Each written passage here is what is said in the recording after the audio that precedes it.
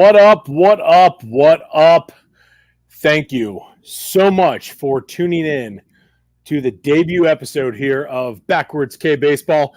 I am your host, Chris Asbrock, and I'm joined by my esteemed podcast side piece and co-host, Scott Kaiser. Scott, my man, how are you doing on this amazing Monday night? Not bad, not bad. Ready to talk some baseball, my friend. How's it going? Hey, you know what? I can't complain. Cannot complain. So, this is the debut episode of Backwards K Baseball. Again, I am Chris Asbrock. I guess background real quick, before we get into it, I do stuff for Impact Sports Cincinnati. That is kind of like my, podcast / blog brand. You can check everything out at iscincy.com. But huge baseball guy, grew up playing baseball. Like I said, if you caught the my guest appearance last week with the guys from Craft Brewed Sports, you saw that, when I had mentioned that, hey, like I said, I live and die with baseball, eat, sleep, drink it, breathe it, everything. Got friends in the game, grew up playing it, like I said, all that kind of stuff. And I just need an outlet to talk baseball. And I've got one here with Scott, and man, I couldn't be any more thankful to have this platform that we have here. So, Scott, before we get going, let's hear a little bit about yourself, my man. Well, and those of you who have seen or heard me before on Craft Brewed Sports, welcome to the newest addition to our little Craft Brewed Sports family. This is, as Chris mentioned, Backwards K Baseball, and we're just going to talk ball, man. Chris and I have become good friends over the last couple years, and a lot of that has to do because of baseball. Our sons play Little League together. We coach on the same team. That's how we've gotten to know each other a lot. But, I mean, really, it's just our love of the game just kind of shined through, and every time we talked, it's about baseball, and every time we get real hyped up, it's about baseball. And so we figured, just like with Craft Brewed Sports and me and Mike, hey, why the hell don't we sit down and record our thoughts and talk about ball on camera? So we figure we can do it just as good as any other idiots out there. Why not give it a shot? So here we are. We're glad you guys can be along for the ride. We are going to talk, baseball at all levels.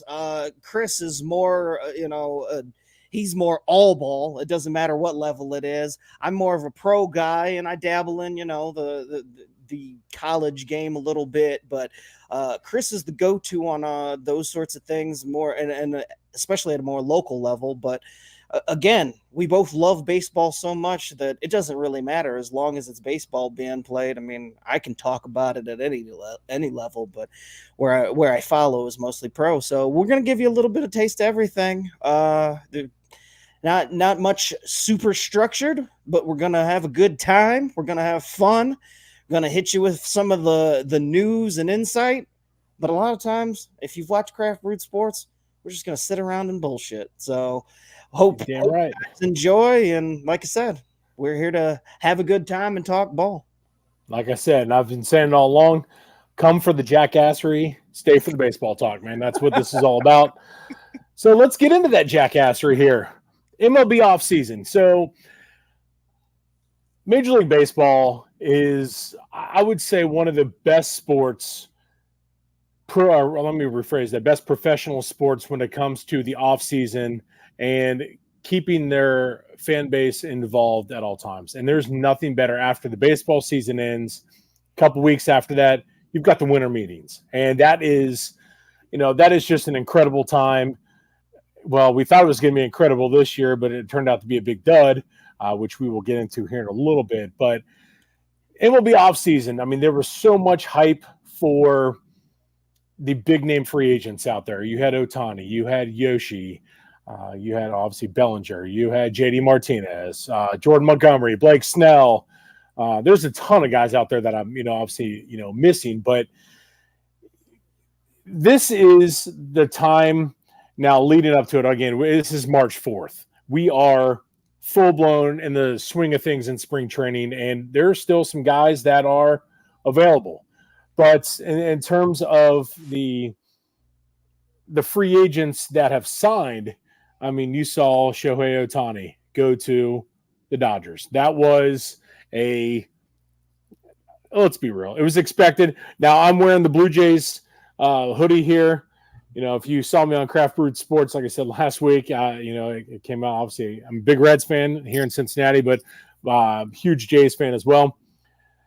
Ohtani to the Jays. That was the train wreck situation that one after Saturday afternoon where, oh God, Ohtani's, he's on a flight headed to Toronto. And then it was just, it went sideways just like that to where he signs with the Dodgers for $700 million, in a contract that is all deferred. So then you have guys like Yoshinobu Yamamoto, who signs with the Dodgers as well. Just the big money that has been thrown around in terms of the offseason. And we had, like I said, there's a bunch of the big guys that have signed, bunch of guys out there that have not signed yet. Scott, what are your thoughts so far on it's not really the offseason now, but what we saw just, literally before, spring training kicked off? It was a long off season, but that's because all baseball off seasons are long to me. It was pretty interesting the way things started. We had the Ohtani stuff, as you mentioned. There was all sorts of interest this year, and not only Ohtani, but also all of the imports coming over from both Korea and Japan and whatnot. A lot of names thrown around, but Yamamoto and Shohei were the biggest names to be out there, and both ended up on the same team. It was a weird offseason in that everything seemed like it was going to be exciting, got started really quickly, and then we hit this wall. And those two signed, other things kind of trickled in, and then we sat here for the last month or so watching as four of the bigger names on this free agent class sat without jobs. In fact, up until just a couple of days ago with Matt Chapman, there were four of them that didn't look like maybe they'd have a job before the start of the season. So now we're down to three, and they all happen to be Boras clients. And if you know anything about professional baseball and follow the game, then you know who Scott Boras is. And it's safe to say that Chris and I aren't huge fans of Scott Boras, putting it lightly. But his guys are still sitting out there around now. Today, there were reports that he's out there saying that teams are getting desperate and that teams have called and checked in on his guys. We'll see. But I'm glad the off season's over. I don't particularly care whether or not the rest of the guys that Boras represents end up on a team. But that's sometimes how it goes. I mean, eventually these guys will all be playing baseball. But when that happens, not too much of a concern of mine because they're not going to end up on the Braves, and that's my team. So I don't know. I kind of care less about them. Well, I see now that I understand. So again, you were talking about Matt Chapman. Now, Chapman was the best third baseman available. Now we're going to talk about the Boras clients here. There was a tweet that came out from Dan Clark just the other day. I'm going to read it here, and this is the four big Boras clients. So Matt Chapman, Cody Bellinger, Blake Snell, and JD Martinez. So again, Scott and I, we truly enjoy the fact that Scott Boras has taken L's on this. Now, when it comes to, I'm going to kind of go off, a little bit here on a tangent before I address this tweet. But Scott Boras is as good of a job as he does at getting his guys paid, which he did, I want to say, was it 2 years ago where he alone had, it was like almost $1 billion in clients or something like that just a couple years ago or something along those lines. But he is what's bad for baseball. Now, I say that because if you are a football fan, you remember Drew Rosenhaus. Drew Rosenhaus, before, I would say, last decade he was an absolute piece of trash agent. Nobody wanted to work with Drew. And I think Drew realized that. And I got to give Drew Rosenhaus props because you don't hear about him anymore. So, Drew Rosenhaus, again, would cause all these problems for these teams, again, where nobody wanted to work with him and take on his clients. Now, it seems like that might be the kind of what we're seeing here with Scott Boras. Boras is known to he will flat out hold his guys out until the All-Star break. He could care less. He wants his guys to get paid. Scott Boras also has to realize he works for the player. That's what it comes down to. It's not the other way around. And that's what is seemingly the issue here. He works for the players. And that's where also the players, depending on the situation, they need to step up and say, Scott, get me signed. It's March 4th. We are weeks into spring training. We have real baseball coming up in like 25 days, where opening day it's that close. Come on, get me signed. Like that also has to happen here. But, again, Boras is notorious for overvaluing his clients. Now, there's nothing wrong with that, but when you're taking L's like he has so far this offseason, Matt Chapman, for example, just signed with the Giants for $54 million. He was seeking 150 plus this offseason. Now, me being a Jays fan, dude wasn't worth 150 plus. He declined $100+ million offer from the Jays right at the beginning of the offseason. He turned it down. And now look at it. That's the madness that we see from Boras' client, Cody Bellinger, seeking $200+ million. Signs for $80 million with the Cubs. Even the Cubs were like, nah, we're good. We're not going to touch it. And he's got Blake Snell out there now who's seeking $300+ million for Blake Snell. Blake Snell has had 2 good seasons.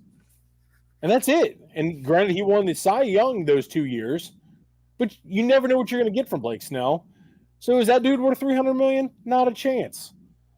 He declined $168 million from the Yankees. He's still out there. I was going to just say that I have a long-standing hateful relationship with Scott Boras, mostly because, as you mentioned, similar to Rosenau, that they make it about themselves. They put themselves above the game, and I get it. I've always wanted players to be paid by these organizations. I'm not a fan of organizations cheaping out on the players and not giving them what they deserve. But there's also got to be this middle ground where the players have to realize their value and understand their worth. And as you mentioned, it's up to them and to a certain degree to make sure that their agent knows, like, hey, look, I want to play baseball. And if you're out to get your money, that's fine. But understand that teams just don't have to deal with you if they don't want to. And I think that's what we've seen over the past 4 months is that teams and organizations finally got to the point. And I think statistics and data is such that it got to the point that you can look at all these things and not be fooled by the Cy Young trophies that Blake Snell has in his hardware case or any of the accolades that these guys get on an individual level, because once you start breaking things down and you go underneath the hood, these guys aren't worth the money that they're asking for. And so while that may have worked at a time when we didn't have analytics and we didn't have all the stats that we do now, it's time for Scott to figure things out, to make sure that because this offseason, I don't think that it's necessarily going to tarnish his reputation amongst players for the most part. But there's got to be some players that are out there watching this all unfold and maybe pausing to themselves if they're thinking about changing representation and they were considering Scott Boras, or they're coming into the league and they, are seeing what's going on. It would give me hesitation. I know he's got a long track record and everything's been good for the most part, but if teams are going to stop just, going to a certain point with him or with his agents, it's going to start costing these guys. 1,000%. And as a player, like you said, you're all for these guys getting paid. Again, Scott, you work for the player, so these guys, again, have to, they've also got to step up and say something as well, because, it's, again, he's got that reputation for, like I said, of getting his guys paid. But if it's going to cost me half of a season and then I'm going to end up taking a ton less, it's just, to me, it's not worth it. And that's the problem there. And, and Scott doesn't seem to realize that. And you said it perfect that he does. It's all about him, and it's not. I mean, he makes it all about him, where he's holding court, at the winter meetings. I sent you that picture of the media scrum around him, and you were just like, what a total douche. And I was like, yeah, I mean, well, yeah, because again, it's not about, or it shouldn't be about Scott Boras, but every time you turn around, that's the headline. The Boras 4, they call him, and his name tends to be more well known just to some average baseball fans than some of his own clients. I mean, he's got tons of clients across the sport, and you wouldn't even know, but you know who Scott Boras is. Exactly. And it sucks for some of these guys, because a guy like Blake Snell, as a pitcher, he needs to be in camp. I mean, plain and simple, dude's got to be in camp. And we got people chiming in the comments. Matt Barr saying that agents in baseball screw their clients way more often than any other sport. Eventually, teams turn off the spigot. But as fans, if your team cheaps out on players, where are you going to go? Well played, Matthew. I like that. Where are you going to go? Which is a very good point. And that's true, though. Still, I'm kind of glad that teams are kind of taking a hard stance on these guys. I mean, because at the end of the day, it's a team sport, and no matter how good his clients may be, they're not going to win a championship by themselves. And in this instance, with these 4 specific guys, when we're talking about Chapman, Bellinger, Snell, and Montgomery, they're not at the highest end of the profession. Like, they're B and C tier guys as far as like superstar level. And yes, they will help you win games. Yes, they're good players. But I think that's part of the hesitation, is that they're not paying. Teams don't want to pay this money because this crop was weak. And after Ohtani and Yamamoto were off the market, where teams were like falling over themselves to pay money for those guys, I mean, why would you settle for some of these guys that are left over? Like, especially if you don't trust the data that you're seeing. So I'm kind of glad that the teams have wisened up. And in my case, I'm glad the Braves aren't in on any of these guys. I don't want to be worried about having to sign any of them. It's fine with me. Yeah. And I mean, same with, here in Cincinnati too, the Reds, the moves the Reds made, phenomenal. And I mean, they did a great job of bringing in guys that get the job done. They don't have to go to the top part of the free agency market, and they didn't, and good on them. But a team like the Rangers, defending World Series champs, Montgomery, he needs to come back there. He's the perfect fit for Texas. He wants to go back. Make it happen. Like, it's not difficult. That's what I don't understand. And that's the frustrating part about it. Like, for example, to me, Cody Bellinger, perfect fit in Toronto. He was the perfect fit in Toronto. And, you look at what they did, they're like, well, we're not going to sit here and wait around and pay that much money for Cody Bellinger. Instead, they could have gotten for $80 million if that's what it was going to be. Matt Chapman would have been a perfect fit to come back there. But what did Toronto do? They pivoted and went with Isaiah Kiner-Falefa. Really? But, they turned off the spigot, like Matthew was saying in that comment. Like, that's what teams have to start doing.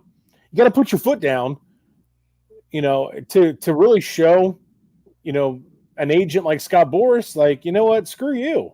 That's not how this works. Although I'll ask, what the fuck are the Jays doing? What the hell has their offseason been? Because it's been kind of embarrassing when you look at the fact that they were thinking they were going to sign the biggest free agent of all time, and instead have sampled from the poo-poo platter like the rest of the offseason. They've done next to nothing. And I mean, you bring up Isaiah Kind-Falefa. That's like the biggest name that they brought in this offseason, which is kind of sad based on the fact that they were in the playoffs the last couple years. They seemingly were only a couple of pieces away. And now, like, what are they? Second, third, maybe even fourth best in that division? I don't like your attitude. Like, we're not going to, for a first episode, we're not going to do this shit, man. We're not doing it. I needed to mix things up just a little bit, man. It's getting too comfy in here. I got to ask. You're right. I mean, now I'm a little fired up now. I got to ask. To answer your question? I honestly, on a truthful note, the Blue Jays have had a very confusing offseason. And they're owned by Rogers Communications, the largest communications, company in the freaking country of Canada, for God's sakes. They're one of the largest media conglomerates in the world.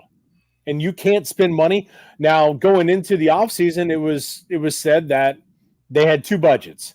They had a unicorn budget for Ohtani, where they were going to literally go all in. And then they had just a regular budget, which I don't even know if we're seeing the regular budget, to be honest with you. And that's what's puzzling. Another team that's really puzzling in terms of, before we, move on to the free agent part, the Seattle Mariners. What are they doing? A team that is like right there. Because let's be real, the American League West, to me, it's wide open still. Houston, yeah, they're going to be good. They're going to be there again. And you have the defending World Series champions in Texas. But, I mean, that's still a division that Seattle can rise up and take with the pitching staff they have. I mean, but their issue is the television revenue and all that gong show that we experienced, with the regional sports networks. I just, I don't get it, man. I truly don't get it. Well, I mean, you said that we sat here and talk about the guys that are unsigned, but let's talk about the guys that are actually signed. I mean, look, I'm no Dodgers fan, and I could give two shits about what happens to the franchise or anything along those lines. But from just a exciting standpoint, like, I thought it was kind of awesome that Yamamoto and Ohtani ended up on the same team. Just the two of them. Like, again, the rest of the team I could care less. But I am curious to see how that dynamic plays out. No, we won't be seeing Ohtani pitch till next year because of the surgery. But I am super excited to see Yamamoto pitch, because the only time I've seen him pitch at all was in the World Baseball Classic, and it was so briefly I didn't really pay enough attention to fully appreciate how good of a pitcher he's supposed to be. So besides those two signings, are there any other signings that happened in this offseason that you're excited to see how it plays out for the new teams? Yeah, I would say the one that, as much as I hate it because I don't like the Astros, the Josh Hader signing. That is an interesting one to me, to go to Houston, because now you move. Now I'm brain cramping on the closer. Yeah. You're moving him to the 8th inning because Hader won't go out of the 9th, and that's it. Like, what that does, I mean, because you have a year old, you have a Verlander who's another year older. I mean, they've got some sick talent on that team, obviously. It's the Houston Astros. But that Hader signing, to see, like, what if things don't go as well in the 9th inning? He blows a couple saves here and there. What does that do? Do you make the move and pulling him out and moving Presley back into the 9th, the 9th inning? No. You're paying Hader the money. He's going to be the closer. You ignore whatever happens. I mean, if for whatever reason, shut the hell up then. Thanks. Appreciate it. All right. I mean, if for whatever reason he has a streak like he did when he first got to San Diego and things kind of went south there for a little while, even the Padres didn't pull him out of the role. Like, you don't spend the money on the guy, and then, I mean, it would have to go horrifically bad for them to pull. But I mean, it's a good thing to have Presley as, the backup plan, the 1B in that situation. But I don't think there's any way that they're going to mess with Hader. Kind of think he's already a little bit of a head case the way he acted in San Diego. So now that he's got his money, the last thing I would want to do is upset him even further, and potentially, ruin that dynamic for how many years did they end up signing him for? Wasn't it 5 and 95? 5 and 95, yeah. You don't want at the beginning of this relationship for things to go south because you got cute with pulling him out. Plus, it's a new manager. It's not Dusty anymore. So I don't think that there's any concern in Houston for either Presley or Hader for their roles to be switching. Presley knows what he's going to do. Abreu before them knows what he's going to do. And then Hader will be there to clean things up. Yeah. The other move real quick is Shota Imanaga to the Cubs. When I saw him in the World Baseball Classic, dude was solid, but Japanese pitchers are definitely they're interesting to watch in the first year or two, because that's when, teams really don't know much about them, but then these dudes adjust. And let's be real, when these guys adjust, there's a reason why they're in the majors, and because they can hit. But if Imanaga if he's the guy that the Cubs signed, gave him the money, that's going to be a huge move, for Chicago, and that could help them, definitely compete for a division title, and an NL Central that is definitely wide open. But I think that's a move that's one to definitely keep an eye on as the season progresses, because if he's not what Chicago expected, that's going to be interesting to see how he adjusts as well, in terms of how kind of to counteract how the hitters adjust to him. Yeah, I'm curious to see some of the Korean players that come over. You got Jung-Hoo Lee in San Francisco, and what's the closer's name there? And Matsui in San Diego. I'm kind of curious to see some of the guys that weren't as didn't have the notoriety because of Imanaga and Ohtani and whatnot, but they in their own right, based off some of what I've read and the reports, like they have distinguished careers in the KBO, and they should come over here and play pretty well right away.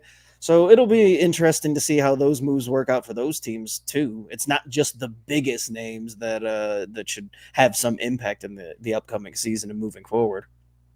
Completely agree. What's the most underrated move we've seen so far this year? I'm gonna go Homer with this one. I think the Chris Sale trade. I think any other year that Chris Sale was traded, it would be a huge deal. I know he's been injury prone since he went to Boston, and it seemingly can't stay healthy no matter what they've done to preserve him. It's been one freak injury after another.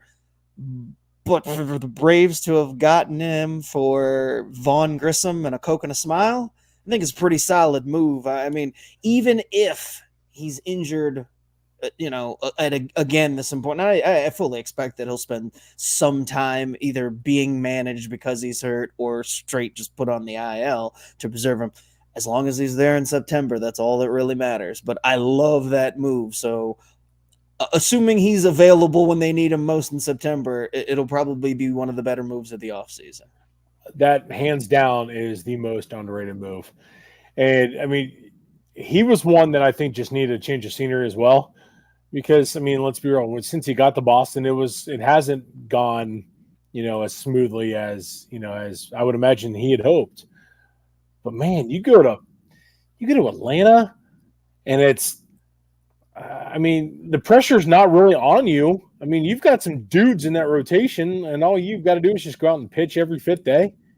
I mean, and you don't have to be Strider. You don't have to be him. Good on, again, Alex Anthopoulos. When he was in Toronto, I absolutely loved it because the dude is he's awesome. And I say it to you all the time. It's like, when the Braves were making the moves there, I told you how much I love AA.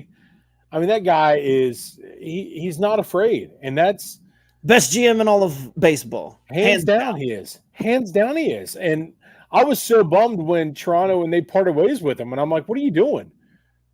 But, again, he gets the job done, and it's a move like that that's going to bring in a Chris Sale who, I mean, a change of scenery, like I said, it's going to do him wonders. And it's only going to make the Braves even better, which is freaking scary. Again, come September, if he's fully healthy and available, good luck, because, now you got to face that lineup in a rotation that has Chris Sale in it. And he's not your ace. Enjoy that. My God. Well, getting back into the comments, friend of Craft Root Sports Biscuit mentions that one of the biggest signings wasn't a player this offseason. He believes there's Craig Counsell to manage the Cubs. He loves Rossi, but saying that he was a bad manager. And that's something that I've heard a few times. Got quite a few close friends that are Cubs fans. And obviously you jump at the chance to get a Craig Counsell as your manager. Pretty much, of all 30 teams would probably take that opportunity, right? I mean, each team has, the upper echelon teams probably have managers that they wouldn't necessarily punt on. But given the opportunity, just about any club in baseball would take a Craig Counsell. What did you think about how that whole thing went down? Because Counsell was essentially a free agent after he stepped down from Milwaukee. Reports were basically that he was headed to New York. The new general manager for the Mets had worked for the Brewers. It's pretty much a done deal. And then all of a sudden, I was the one breaking the news to my Cubs fans, friends, that Counsell had signed in Chicago. Like, how big of a move is that for the NL Central? I hate the Cubs, obviously. But in all fairness, I think they did David Ross wrong. I disagreed with the way that was handled. Now, granted, you get a chance to get, Craig Counsell, you do it, and I understand. But again, I wasn't a fan of how it went down. It seemed dirty to me. And I think towards the end, I mean, again, I'm not, a huge Cubs fan, but it's one of those things to where I think towards the end, it didn't seem like they did enough to help David Ross out anyway. The team, the Cubs that have all this money, they didn't seemingly go out and do much. And that's what kind of, from the outside. I don't know. They spent quite a bit of money last offseason. No, they did, but did they put it in the right spot, though? I was just going to say, whether or not they spent it correctly is another story, but that's not Craig's fault. Or not Craig. No. That's not Ross's fault. That's what I'm saying. That's my point. Is like that's what I feel that they didn't, they did him dirty in terms of, yeah, they spent the money, but to me, they didn't do it in the right spots. And at that point, again, it's not fair, to him. Was it time to move on? Probably. And again, if you got a chance to get Craig Counsell, my God, you do it. I mean, I probably, like I said, I would have handled it probably a little different. As opposed to just kicking his ass right out the door and saying, "Oh, hey, Craig, come on in," But they did. But that is going to be a good move. But again, what have they done this offseason, though? Bellinger, okay. Imanaga, okay, but they haven't done more. And to me, they needed to do more. Are you sure they needed to do more in the NL Central, though? I mean, that division's kind of up for grabs now, isn't it? No more Corbin Burns at the top. The Brewers have taken a step back. The Reds are still finding their way. The Cubs, I don't know what to necessarily expect, despite the addition of Counsell, because last year they were up and down and kind of underperformed, but then overperformed, so not really sure there. And then I know nobody believes in the Pirates, but the Pirates had a nice April and a half last year. I mean, they were in the conversation for longer than they usually are. So, I mean, the NL Central on paper might be the most exciting division just because it's the least predictable when you look at them across all of the divisions. It feels like, at least. I will give you that, yes, but it's still I don't see with the moves the Cubs have made, they're not going to win the division. I mean, I still think at the where we're sitting right now, I think the Reds are the team to beat with what they have pitching staff wise. And I'm not saying this as a homer because sounds kind of homerish. Well, of course it would, because why the hell not? But if you know me, I tell like it is, and if the Reds were going to suck, I would tell you they're going to suck. But I think at this point in time, right now, with what the division looks like, no, I think the Reds are the best team top to bottom in the division. I mean, the Cubs, I would say, are second right now. Milwaukee, trading, Corbin Burns was a big whoa. Okay, you got Woodruff back. Whoop-de-doo. You still lost Corbin Burns. So, okay, they're, to me, third best. Cardinals, okay, yeah, they go out and sign all these free agent pitchers, but they're old as hell. So, what? I mean, at best, they're at best second place in that division. At best, second. And if they're second in the division, then that means the rest of the division is an absolute train wreck. And the Pirates, honestly, have made a bunch of really good moves, like solid moves. I mean, they're not going to win the division by any means, but, How dare you? Well, I mean, I don't like the Pirates either. Eliminating the Pirates in early March. But here's again, I mean, I'm a huge Paul Skeens guy. Now, I say that because I've got, I got a cousin who who pitches at Air Force right now, and it was friends with Paul Skeens. So I've got a little bit of a little soft spot for Paul when he was at the Air Force Academy. Hey, Chris, can you pick that up for me? you gonna get that for me? No, I'm good. No, you're not gonna pick up that name you just dropped? No, I'm not going to. Okay, cool. I'm not going to. Thanks. I'm not going to. Go ahead. And no, I'm not. I refuse to do it. All right, go for it. I'll drop. I'll drop a couple more if I want to, but that's just kind of. I just don't like the Pirates. I never have. It's Pittsburgh. I'm not a Pittsburgh, but from what they have done, though, I think they have done a good job in bringing in some solid players. So, again, what the Cubs have done with David Ross, getting rid of him and bringing in Craig Counsell, yeah, it's going to a couple more wins, but they haven't done enough, in my opinion, to thrust themselves to the top of the division. That's just me, though. All right, so we've talked a little bit about what's gone on in the offseason. Can we talk briefly about the ominous news that's come out of Braves camp today? With over the last few days, Acuna had to fly out to California because he may have injured his meniscus. Felt a tweak while playing in a rundown drill earlier in camp. And earlier this evening, we were supposed to hear something, and instead we got there will be no news announced today because of the time difference. We will be sure to let you know something tomorrow. And the only reason that I would think you would delay some type of news like that is because it is no good news. So I am at a panic level of about a 6 right about now because the season may be dicey before being it. Now, that being said, if you can have this happen, the timing is such that I would rather have it happen in March so that you can readjust and everything. Get a replacement from somewhere. You're not going to replace Ronald Acuna, obviously, but there's a chance to over the next month getting, and hopefully this is just a short-term thing. But for the love of God, Chris, I need there to be good news in the next 48 hours. Well, if they're pushing it back, that's usually not a good sign.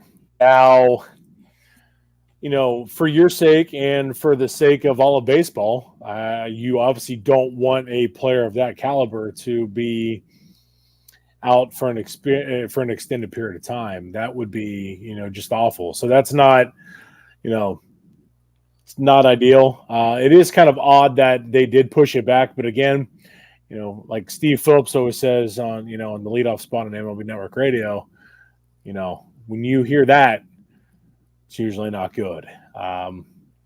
So, you had mentioned that because I didn't hear that until you told me just, before the show started. And oof, man, that's rough. But again, if it does happen, something more serious to where he is going to be out an extended period of time, you've got a GM that's going to I'm getting no sympathy in the chat. Ryan saying, I wish my team was so stacked that I could be a 6 out of 10 panic level when the best player is hurt. Yeah, I realize that suck on that one, Scott. I'm coming from a place of royalty when it's like the first thought was, okay, so how do they fix this? Well, you just move Michael Harris from the number 9, hold the leadoff spot. So, all right, you have a natural leadoff spot replacement there. And I mean, they can cover right field. And then my second thought was, I mean, they did win the World Series without Ronald Acuna, so there's that.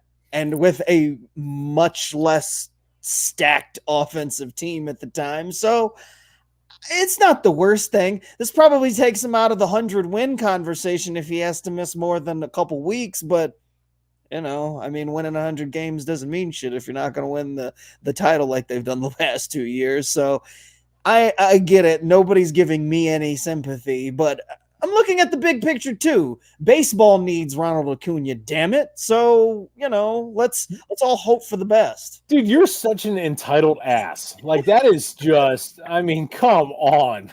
Like, that comment was perfect. Yeah, I wish I was, God, 6 out of 10. Yeah, like, look at it. I'm getting thoughts and prayers from Mike. There we go. See, Mike's got it. There we go. He's got you. And Sarah telling me to check my privilege. Awesome.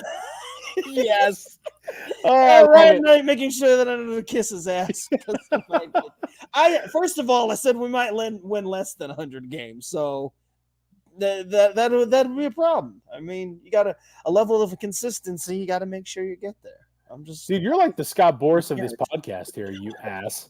Like, you are unbelievable, man. I haven't held out for money yet. If I was Scott Boras of this podcast, I wouldn't be on it. I'd still be waiting for my payday. Well, so am I. I mean, this is, we'll see. We'll see how this plays out here, after a couple episodes, whether we get canceled or not, like I said earlier. I mean, shit, we could, we can end up being a Cody Bellinger, or we can end up being a Shohei Ohtani. Who knows? We'll see. With that being said, okay, next, what's the most overrated move we've seen so far? I swear to God, if you take this one, I'm gonna be pissed. The most overrated move. Since Snell hasn't signed anywhere, it's kind of tough for me to think of who the most. I'm not talking about overrated player. I'm just talking about overrated move. Yeah. Oh, see, I got you thinking here. Yeah, I don't think there's been anything that jumped out at me as like not impactful. I feel like most of the signings made sense to me.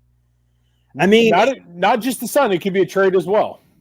Yeah. You want me to go with mine? I mean, you go first so that I don't steal yours, because I have an idea of which one it may be, but it's probably just coming from a total place of hate. Yes and no. The Juan Soto trade. Yep. Okay. Now, I'm not saying that as a guy who doesn't like the Yankees. I just think, and again, that's a great move because he's going to absolutely rake in Yankee Stadium. Hell, he's raking right now in spring training. But it seemed like the move to me, so much hype for it that it's like, to me, it's when it comes to the Yankees, it's just another Yankees deal. You see what I'm saying? Like they're at the point where they're always going to be just the Yankees again, the evil empire. And that, they haven't been that way in a couple years, but it doesn't change the mentality of baseball fans towards Yankees. And I think, again, the Soto deal it's a great move. I'm not downplaying that at all. Soto is perfect for that lineup. I think the hype I'm looking at is just in terms of the hype, like, oh my God, it's not that big of a deal because it was expected. You see what I'm saying? Like, I think that's kind of where I'm coming from. Maybe I'm wrong with the way I'm explaining it, but it just seems to be too much for something that was, like I said, was expected to happen. Well, I think it's not. The reason I would think it was overhyped is only because me being the hater that I am, everybody wants to talk about how often or how dangerous that lineup is going to be with Soto and Judge batting, next to each other. And I'm like, how many games are we actually going to see those two together? I mean, I expect Soto to be out there for his usual 140 plus, but Mr. I got a hurt big toe and I'm going to have to manage it the rest of my career. Judge is injury prone. He was injury prone before he got hurt last season. I don't care that he stayed healthy when he hit 62. The man just can't stay healthy. And so I don't expect now that he's made the announcement about the toe that he's going to do anything differently than probably miss a. You can jot it down for 30 to 40 games already. I do like that Ryan mentioned Sonny Gray, and I'll go a step further. That entire pitching staff that the Cardinals touted as being new and improved, including Sonny Gray, and who else did they bring in there? They brought in, what's his name, from the Orioles. They signed basically 3 C-level pitchers. Yeah. And tried to present it as making improvements. Now, the Cardinals were awful last year, and the rotation was a big part of that. But I don't think that the improvements that they made in that rotation are going to equate to many more wins. In fact, I was shocked when the projections came out from, I don't know if it was Vegas or who they had for record-wise, and they had the Cardinals winning the damn division. I don't think there's any chance for that. Like, I got the Cardinals as the 3rd best team, and that's if everything breaks correctly. Exactly. And here's the thing, that rotation, the guys that they brought in are guys that nobody else were consistent. That's all they are. Like right now, like you said, they're C-level pitchers right now. I mean, they got Sonny Gray for 3 years, $75 million. Is Sonny Gray a $25 million a year pitcher? And I love Sonny Gray. I do. I love the dude. I think he is, I think he's a great pitcher, but to me, not for 25 mil a year. Again, the guys that they brought in, it adds stability. Like those guys are going to go out and pitch every 5th day. Like they're not going to miss starts, but if you go out there and you're pitching and you're 10 and 12 on the year, I guess what good is that? You still have a losing record, Exactly. Matt pointing out that they signed 3 number 3s in the rotation, which is not ideal, and a rotation exactly. that was already housing probably at best a 3 with Michaelis and a bunch of guys that had no business pitching otherwise. Like, I mean, if you're trying to be a winning team, you can't look your fan base in the eyes and say, you know what? This is what we're going to do to win this division. Go out and do those moves. It's sort of like, the same lines as the Boston Red Sox. We're going to go full throttle, and all they've done is sputter this entire offseason. It's the same situation, and it's crazy because St. Louis has done more. And that's a hell of a baseball city. And those fans deserve more than what they've gotten so far. Now, I say that as, somebody who I don't like the Cardinals, but, damn it, I respect them. They do a phenomenal job, but to go out there and sign the talent that they did, it's not, again, they can't justify winning the division with that offseason, but maybe I'm a huge dumbass. I don't know, but I ain't seeing it. What? I said, I'm not seeing them winning it. You missed the part where I said cosign when you said maybe I'm a huge dumbass. Oh, no, I didn't. I missed that part. Funny how that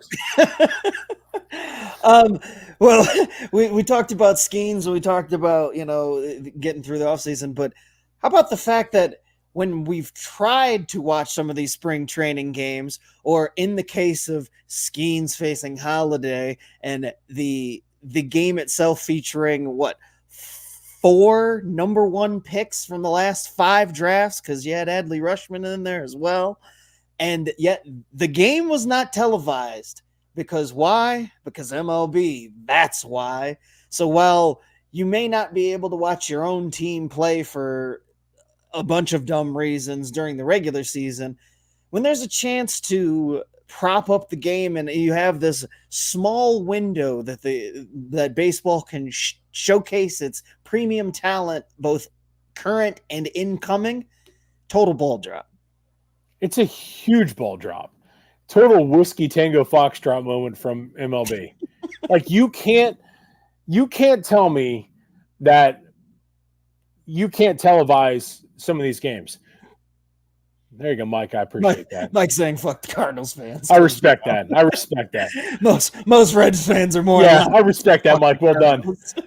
But in terms of, and we said it because, I remember I sent you the text on the, the other day with the Skeens versus Holiday matchup. Like, how can nobody watch that? And that was, the negative, press, all over Twitter /X was, it was incredible. Everyone was pissed that nobody could watch that game unless you were literally in the stands. And I said, hell, had I known that, I got a father-in-law who lives down in, Bradenton. I would have, had I known the matchup ahead of time, I'd have flown down there and been like, a quick day trip to watch it. Because that is, again, the amount of talent in that game with Henry Davis. He was the number one pick.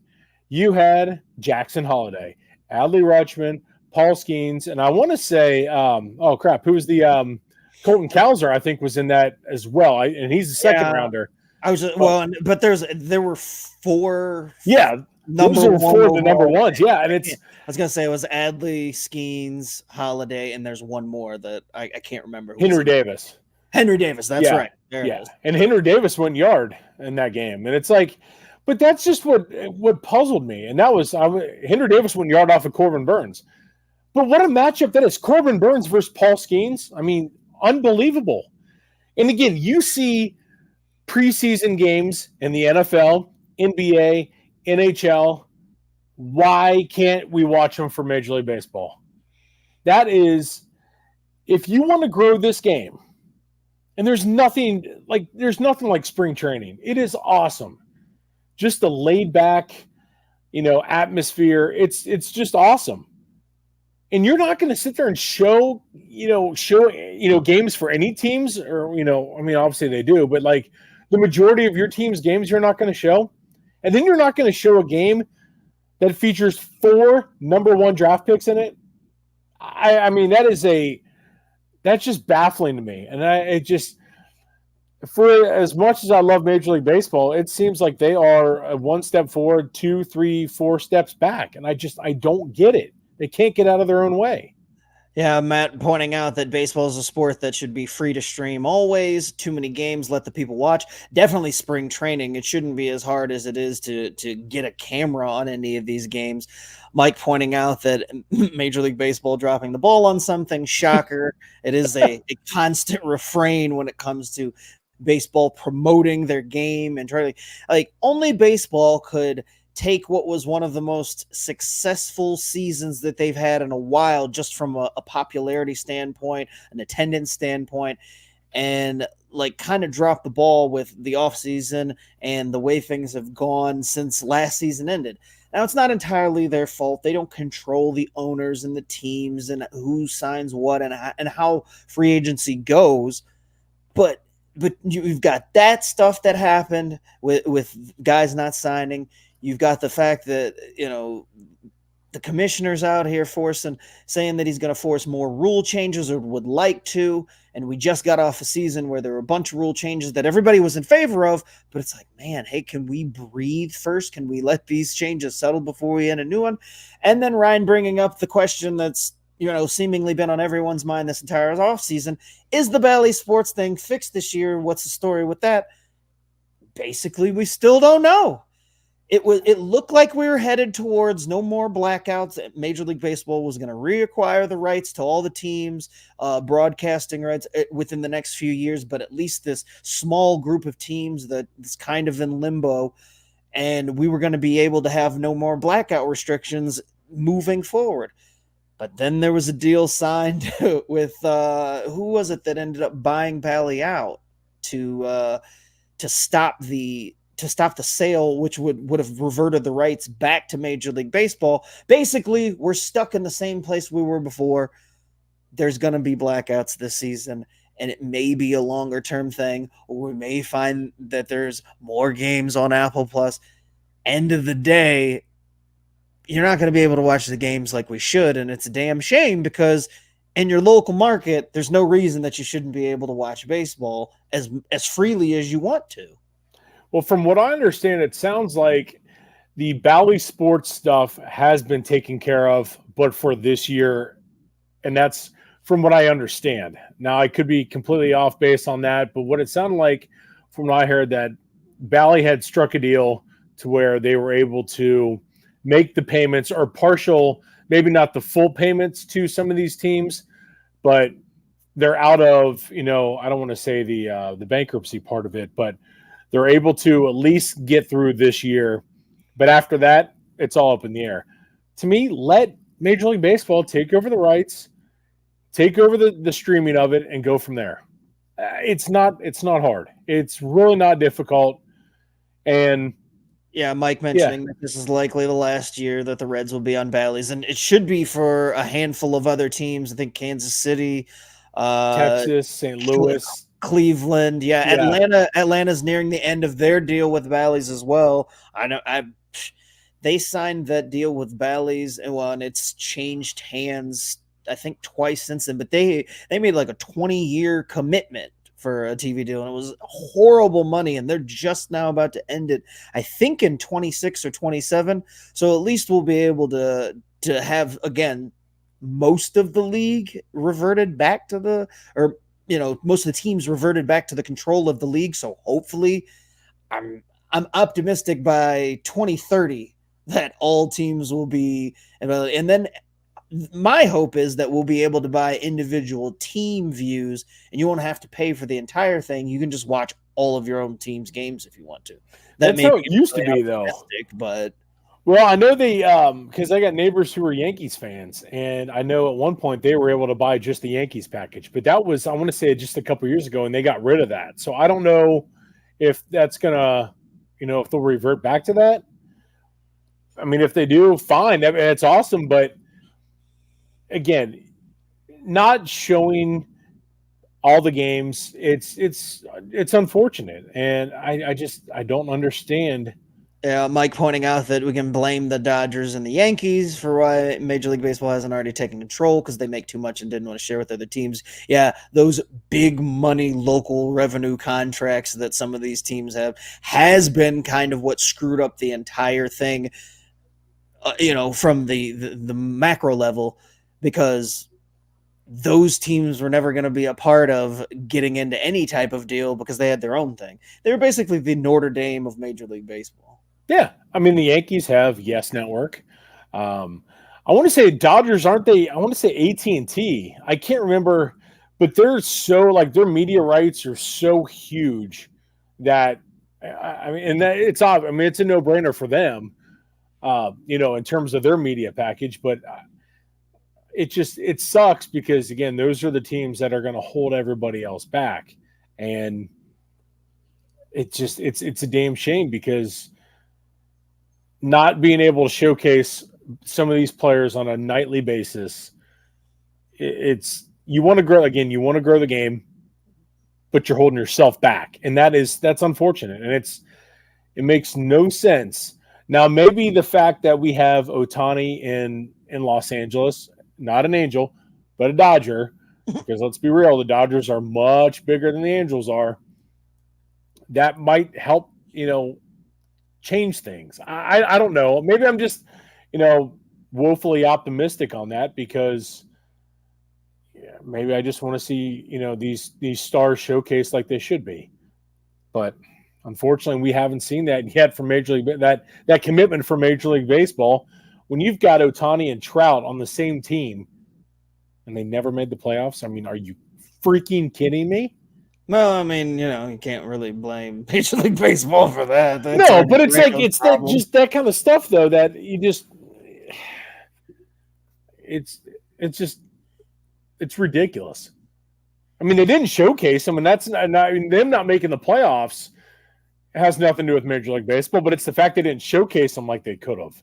That's fair. You know what I'm saying? Like, yeah, no, I agree with that. And before we wrap up talk about kind of the offseason, there's one more topic that I just think we should touch upon. Matt Barr mentioning then the jersey fiasco. What the fuck, baseball? And if you're unaware, Major League Baseball has spent the last couple of weeks dealing with the fact that their uniforms have changed. Nike changed the way that they made the uniforms and the material, trying to make it more breathable fabric. And Fanatics was the supplier of said jerseys. And instead of getting what people thought would be a welcome change in some aspects, we got the most unwelcome change of them all in see-through pants and weird font on the back of jerseys. So, again, while MLB was able to capitalize on having a good season and gaining all the publicity from that, yet another downtrodden fiasco that was their own doing. And I gotta believe that at some point that this stuff was shown to the higher ups, the people that make the decisions, and either they just didn't give a shit and thought, well, whatever, it's the cheapest, way of doing it. We already got our money, so who cares?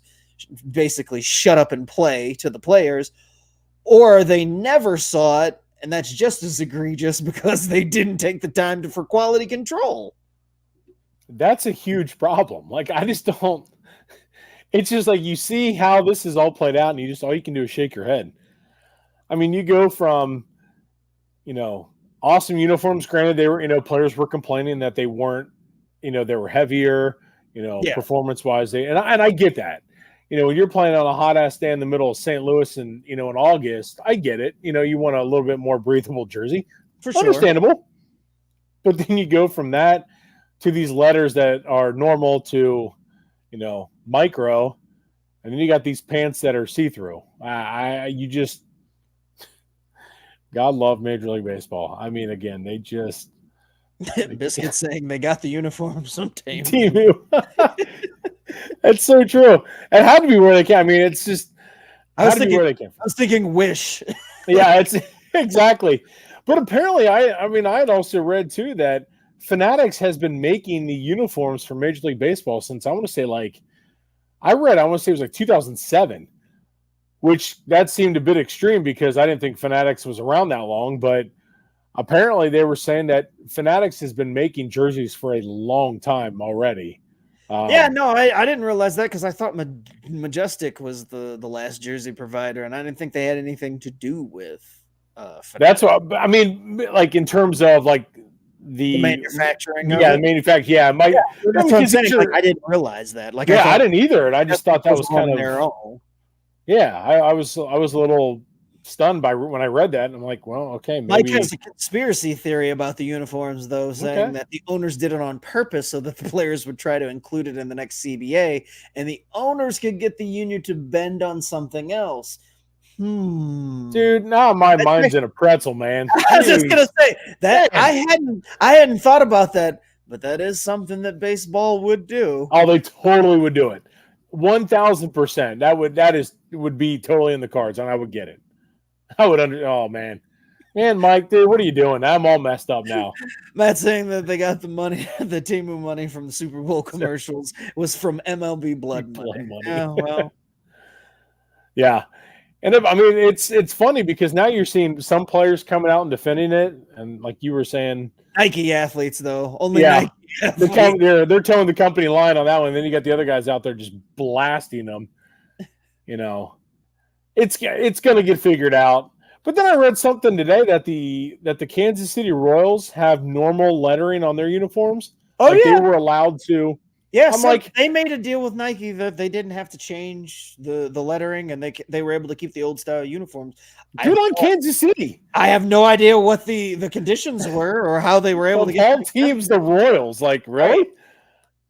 Hey, you know what? That's it's going to be those jerseys. They're going to carry them to an AL Central win. I respect it. Good for them. There's a lot of faith they're placing in the AL Central Royals. Really?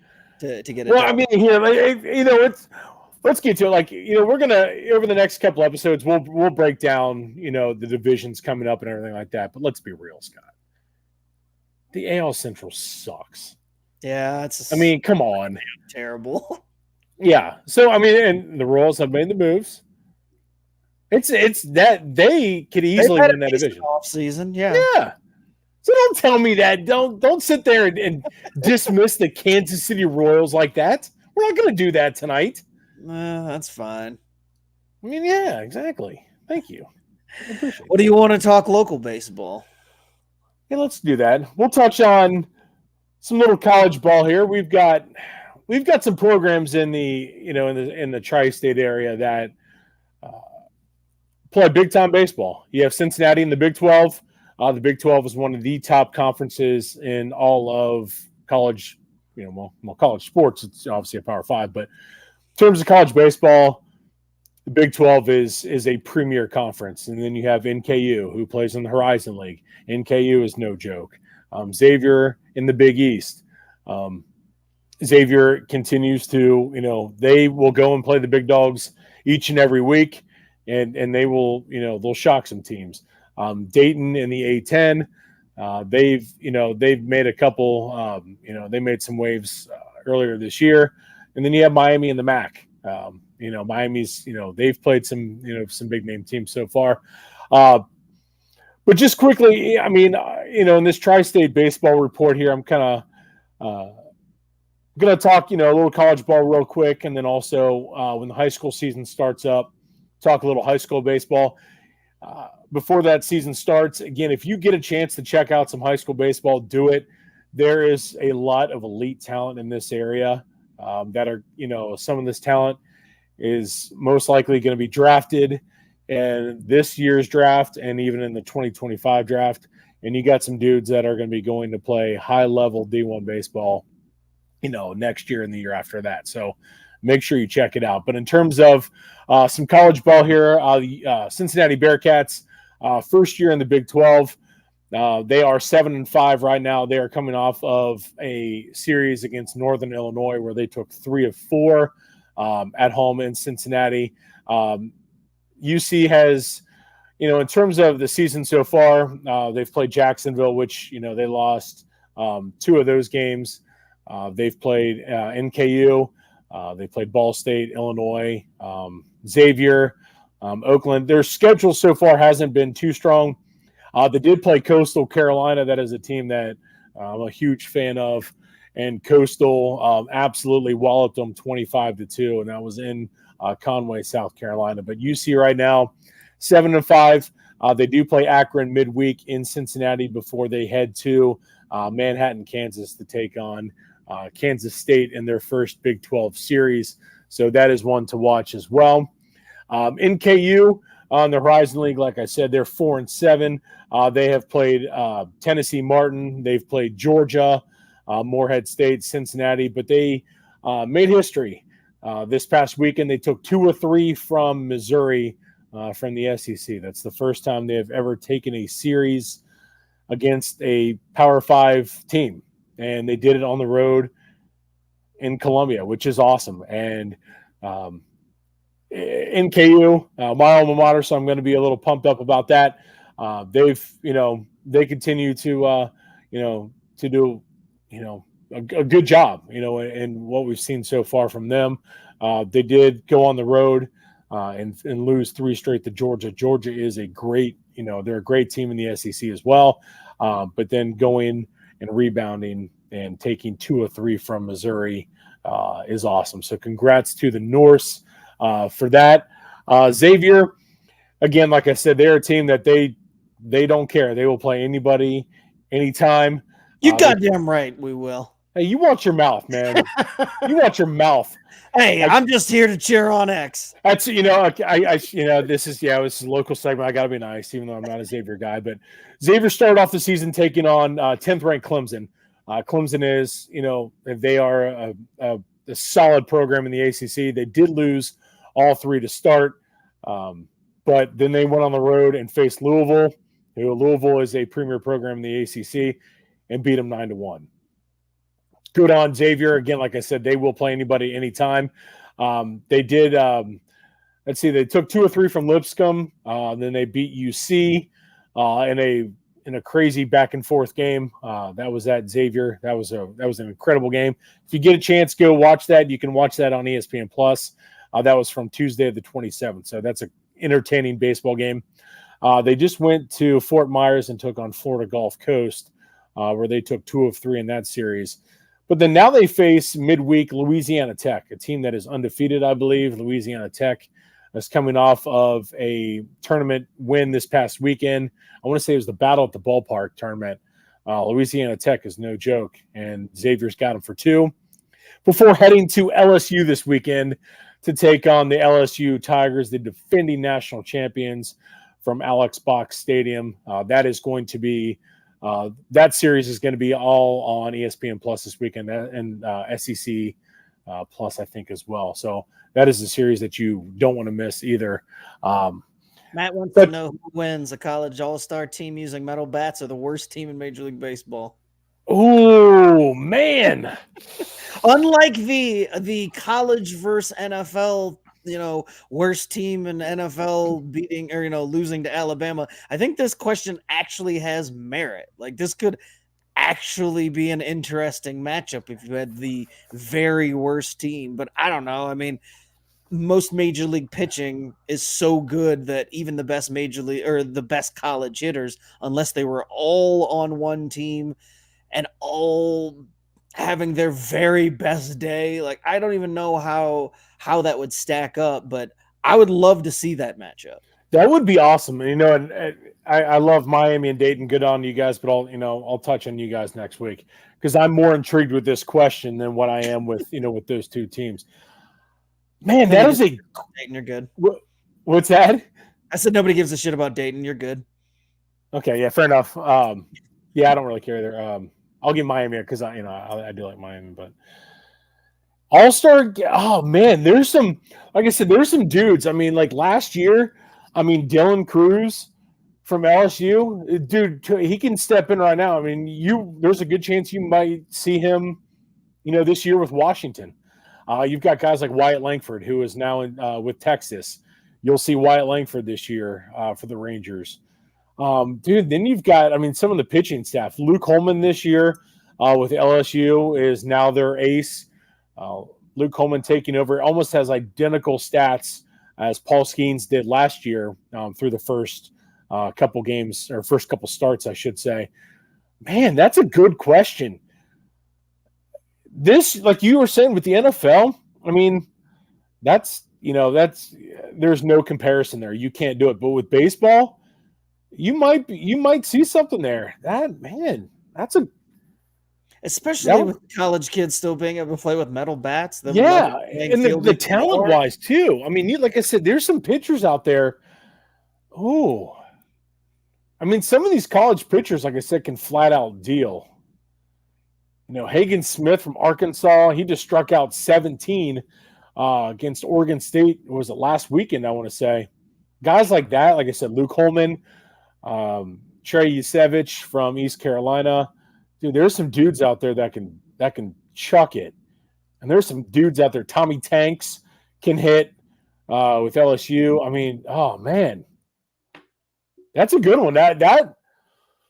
Major League Baseball, yeah, they might win that one, but that's going to be a lot closer than what you would think. That's a good one. That's a great question. I like that. Man, I like that. Well, Scott, you want to move on to one of the most amazing teams that we've seen coming out, like in terms of branding and everything like that?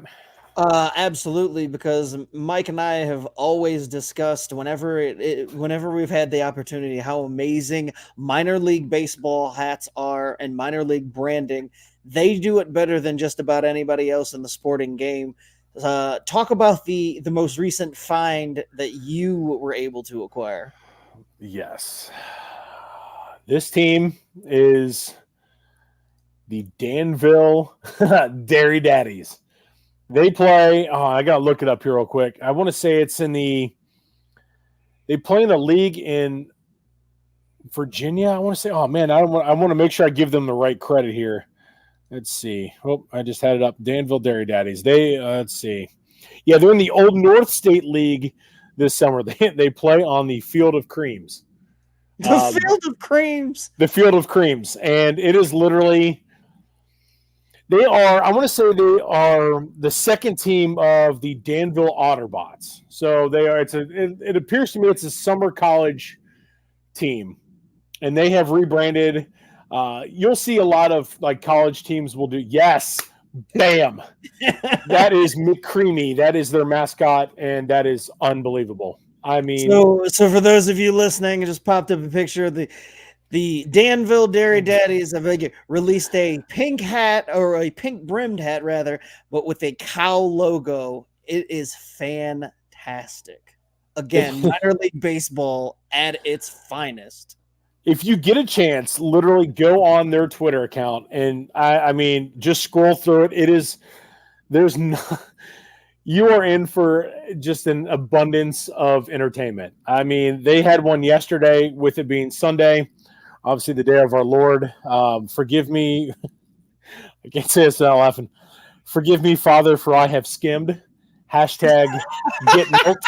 It is, dude. It is unbelievable. I mean, Mike's saying that is utterly amazing. It's, I mean, and I mean the people responding to it. It's amazing. Like, peace be with you. Like, I mean, it's just, it's awesome. And they minor league teams, like you were saying, Scott, you and Mike have discussed it before. There's nothing better than a minor league team. And even minor league hockey does a great job as well. But the way they brand their teams, nothing short of incredible. And this one, and I mean, their merchandise line it goes by how creamy are you? It goes from skim to 1%, 2%, and what is it? I can't read that. Let's see. Yeah, okay, whole, creamy, which is double XL, and then extra creamy, which is a triple X. I mean, you can't think you can't put this together any better. And I went on to try and get a hat, and they sold out literally when I text you, like when I first noticed it, and I text you and I was like, man, I'm gonna have to get me a hat. I went on to get it, sold out. And I was like, you've got to be freaking kidding me. All I wanted was a Danville Dairy Daddies hat. And then I went back on the next morning and there were a couple available, and I was like, bam. So I ended up getting a trucker hat, which is on its way. So hopefully by next show, yeah, I will be rocking a Danville Dairy Daddies trucker cap, because they might be up there as one of my favorite teams ever. Matt bringing up that where he's at in D.C., just outside of D.C. in Richmond, the Flying Squirrels have two mascots. There's one male, Nutsy, and a female, Natasha. And he couldn't make that up if he tried. Again, minor league baseball is amazing when it comes to marketing their teams and trying to get publicity any way they can. They do a great job of it. Oh, they do. And this one, like I said, this one has taken the baseball world by storm. And their hashtag is get milked. And I mean, it's awesome. And there was one they were showing, I want to say it was Cade Stover. So the tight end from Ohio State. There was a tweet from Barstool, and it was NFL draft prospect tight end Cade Stover massages cows to strengthen his hands. Well, naturally, Danville gets a hold of that and says Cade might be taking hashtag get milked a little too far. And I'm like whoever their social media, person is, that person needs a raise. And whoever thought of this brand, I mean, you are legendary. See what I did there? Legendary. Yes. Wow. Honestly, I did not mean to do that, but it worked out. Well, before we wrap things up, Mike wants to know, what's better, the minor league mascots or the minor league promotion nights? I'm going to go with mascots because, again, they change so frequently. They do special editions of these mascots where they only change for a certain amount of time.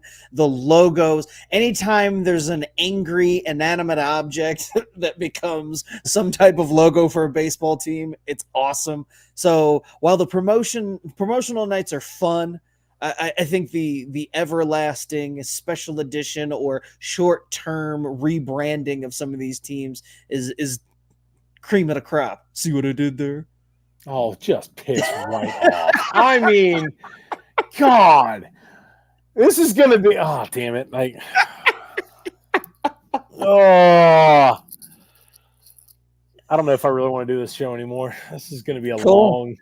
Well, that's a perfect. I think that's a perfect way to end it. Then. It is, yeah, that is. No, in all seriousness, this was awesome, Scott. I'm so glad we're doing this. This is going to be because we're only going to get better, and that's saying something. Like I said, Oh yeah, no, I was going to say there'll be plenty more fun to be had to get our feet wet and get past the off season. Once we get into actual games being played and stories being told for the weeks of baseball, and we get out of non-televised spring training, we'll hit our stride and be ready to roll. Oh, no doubt. So, yeah, that'll wrap it up. This lovely debut episode of Backwards K Baseball. Again, truly appreciate you guys. Make sure you follow us on Backwards K B-Ball. That's on Instagram and X. I'm trying to think. You can follow me on X at I am Chris Hasbrock or at IS Cincy. Other than that, Scott, where can people find you? The people that don't know you, that is. Yeah, I was gonna say the people that don't know, I'm on Craft Brewed Sports. You can follow us on Twitter at Craft B Sports. You can find us wherever you find all your fine podcasts, YouTube, Facebook, everything. We got a great group going on the Facebook group. Join that. We talk anything and everything. But if you want to talk baseball, you can always reach out to either one of us anytime. Love to talk baseball, here to talk baseball. And that's what we're going to do from here on out. Heck yeah. And it's something I was thinking too. We might even do some some Twitter spaces or whatever. That might be something to look into. So that way, get more, audience participation. On off days when we're not recording on Mondays? Yeah, just kind of something happens, do something like that. And but we're looking to get some guests on here as well. Get some get some good quality content. So again, thank you guys so much. Aren't ours. Well, that's because obviously I got a face for radio, so I apologize for everyone who had to watch it, but it is what it is. Speak for yourself, my friend. Speak for yourself. Yeah, you entitled ass again. Exactly. Shooting for 100 wins, my man. Shooting for 100 wins. Love it. Well, Scott, thanks, my man. I appreciate it. It was awesome. This was so much fun. Indeed. Ladies and gentlemen, we appreciate you tuning in. This has been Backwards K Baseball. Thank you guys for joining us. We'll see you again next week. For Chris, I'm Scott. We'll see ya. See ya.